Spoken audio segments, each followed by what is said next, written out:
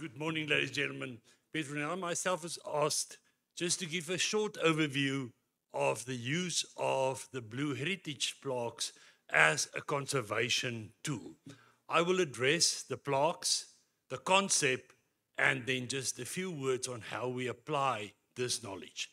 The purpose of this is really to guide the various other heritage organizations that are here on what we are doing in Middelburg and how we try to achieve this, and to guide you and maybe give you some tips on how to do this. This all started with that lady over there, Petronel, having an idea of let's put heritage plaques in Middelburg. At that stage, I remember the person in the meeting said, "What is heritage plaques? Why must they be blue?" The next was a guy from another organization that says, no, we don't do that. We put white ones up here, okay? So in this concept, Petronel guided us and we ended up using the Blue Heritage plaques. What is the purpose of these plaques in town and in your town where you are positioned? I think the first and most important topic is awareness. Making people aware of a heritage point, making people aware of what has happened at certain points, and making people aware of buildings and their significance.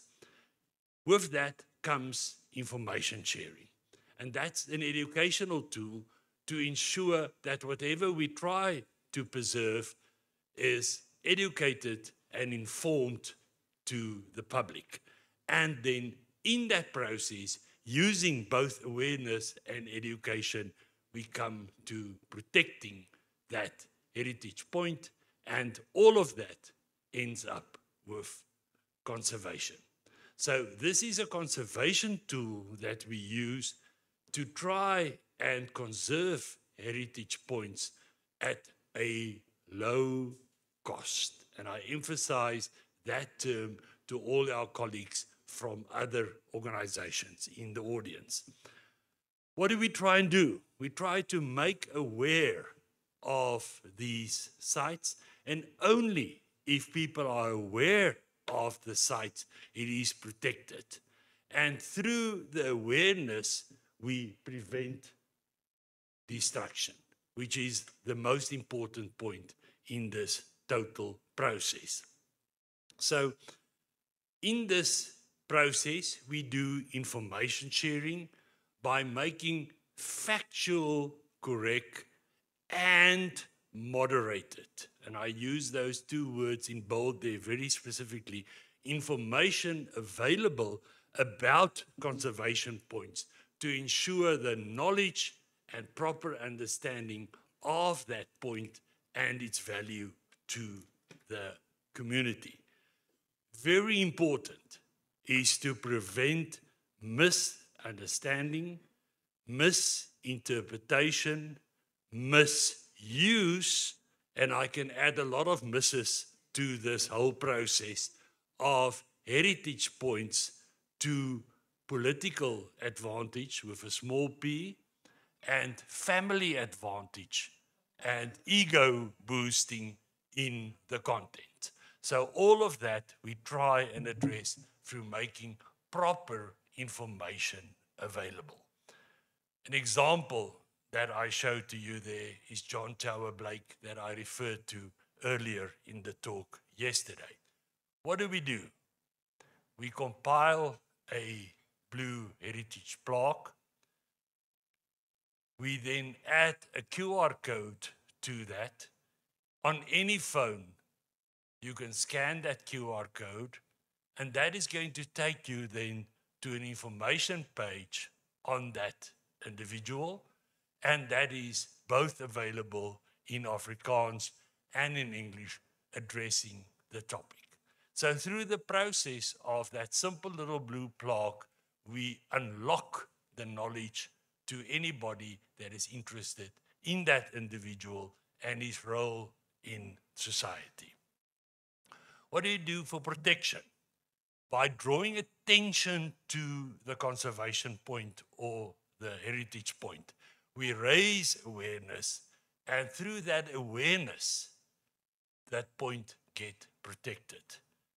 On the screen, and I know what our colleague from Johannesburg stated, that they got regulations in place in preventing what you see on the screen there. If you want to have lunch with Petronel, she'll spend the next 2 hours telling you about that house, okay? How that house was demolished with the full permission of the Heritage Authority and totally destroyed, not realizing that this was SPE Trichard, the commandant of the State Artillery's house where he lived in Middelburg, and it was much older than 60 years. It was still destroyed, and there was authority given to that. We tried to conserve. That's one of the prides of Middelburg, the oaks. It's only through awareness that we can integrate the knowledge and then the wisdom of hindsight to try and mobilize community and to align development with conservation, as was mentioned by our colleagues yesterday as well. We lost that building totally because we couldn't rise or mobilize the community against the city council, which needed the money for a better entertainment venue for the city council to entertain. So that was the most important point. We need a good party spot where we can party. So this will not meet. The money can go elsewhere. What is our concept? Anybody can put a name or a point or something into that. Anybody can nominate any point in Middelburg for the purpose. We then have a group discussion on this by the heritage grouping, and we prioritize those inputs that we receive. We then compile a priority list of the different suggestions that we receive. We then look for a sponsor. Now everybody says, yes, there's the problem, okay? We've got an oversupply of sponsors at the current moment. A Blue Heritage plaque is costing us, don't please tell the people in town, only about 180 Rand per plaque. We ask a donation of 300 Rand for a heritage plaque to address this. So finding a sponsor is our next step. Quite often, we have a little shortcut here that the sponsor first arrived and said, I want to put a Blue Heritage plaque on and I'll sponsor it. Toby right in front here is one of those people. We then do research. Pierre referred in detail to the research process. All of us sitting here know that's not an easy step. It looks like a little blink on the screen. It takes you hours and hours. And everybody volunteer help until it comes to this point. Then, unfortunately, I bought a cow or a farm, or what do the Bible say, and I'm not available to help you, okay? So there's quite a few of those excuses that arrive very quickly when we get to the research point. Yes, we do find most of the information. Yes, we do consult the archives and other publications on the topic. A principal decision was made by Middelburg Heritage that we will not publish or promote any information that is not verified and moderated. So none of our heritage plaques or the information pages linked to them are sucked out of our thumbs. We then compile an information page on that specific topic or individual, and then comes a next step. We insist on a peer review of every information page. So that information page is sent out to at least 2 peer reviewers. Yes, we try to do it anonymously so that they don't know who the author is. That's not always possible at the current moment. But yes, we send it out for peer review. Looks like a very easy step there to find 2 peer reviewers to look into the history of Oom Philip Botha, who died in the concentration camp, is not an easy task. So quite often you end up begging people to please go and check on the source and do a proper peer review and give feedback so that whatever we publish are moderated. We then design the heritage plaque. We do quality assurance on that. We then load it on our platform and we use simple Google Drives to do this, nothing spectacular. We create a QR code which is for free. It's a simple process. Click here, click here, click here, download the QR code. Nothing fancy. We then print the heritage plaque. We mount it, we register the heritage plaque. Within the heritage step, there is still some challenges with us, but in that simple process that we map for you there, we create our heritage plaques within the Middelburg process. Very important, highlighting the research, highlighting peer review, highlighting quality assurance and translation, and then at the end, the registration part to that. How do we apply this to heritage points, heritage routes, virtual tours, and temporary utilization? What is our priorities? Highest risk points, which is in risk of being destroyed, we mark as quickly as possible. Through those points, identifying those points, we really try to prevent destruction. Unknown places, yes. Then there's always the request for the well-known places. Whatever we mount must be visible to the public and accessible to scanning, so that that QR code can be scanned. You see there the gate to Henry Slagkamp's house and the blue heritage plaque against the gatepost. Supporting the broader history, we don't only look at a single aspect, we look at various aspects, such as some unidentified black graves in our cemetery that we did mark and gave some information on that. We then have heritage routes through the town, linking all of these points, and you can download the map and it will take you through there, specifying specific areas or specific themes.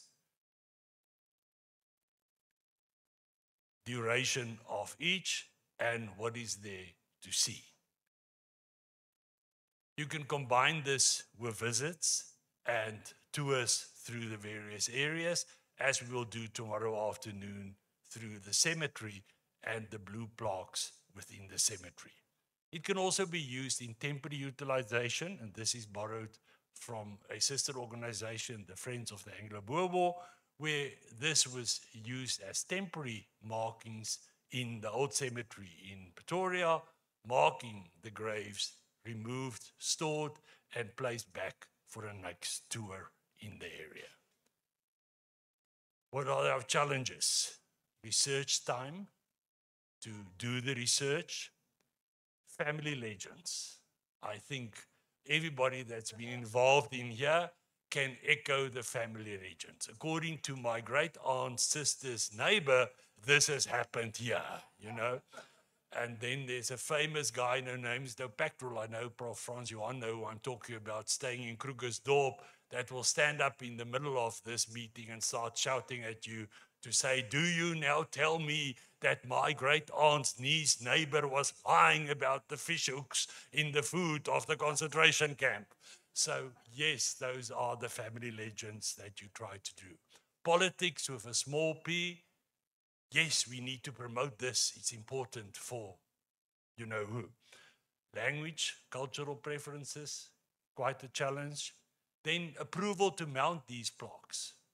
the property is a private property, belongs to somebody else, and you end up, must we now get a contract signed with this guy that we can put the blue plaque up there, or do we just go and meet him and record the meeting? Okay, there's some inaccessible points that is difficult to place these plaques. The poorly documented history, which always is challenging. I did refer to peer reviews. Yes, there is a risk of theft. The material these plaques are made from is worthless, so it can't be melted down. They're mounted on plastic poles to prevent that going to the scrap metal dealers, and we have not lost a single plaque in Middelburg since we started mounting them. In summary, we are 3 years since Petronel had the idea. I wish you slept better that night and didn't wake up the next morning with these type of ideas. 50 plaques have been placed. Each one has got a bilingual information page linked to it.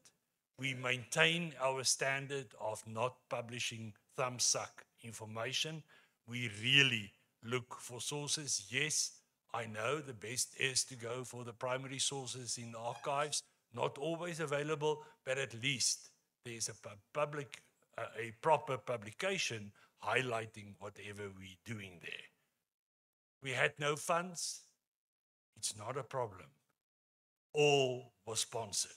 At the current moment, we've got a waiting list of interested people that want to sponsor Bloor Heritage Parks. That's our process. I will gladly answer any questions on how we do this, and Petronel will add to that. Thank you very much.